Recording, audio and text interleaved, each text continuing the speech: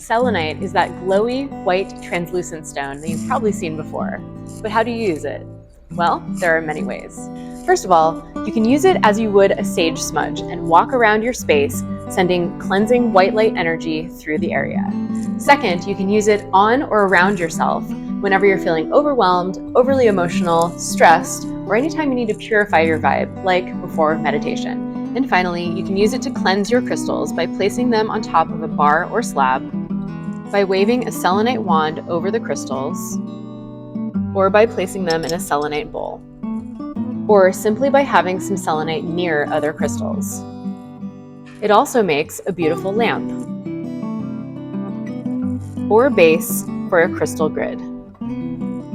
Selenite is such an effective cleansing stone that it never needs energetic cleansing itself, and in fact should never get wet. Selenite is named after Selene, the Greek goddess of the moon.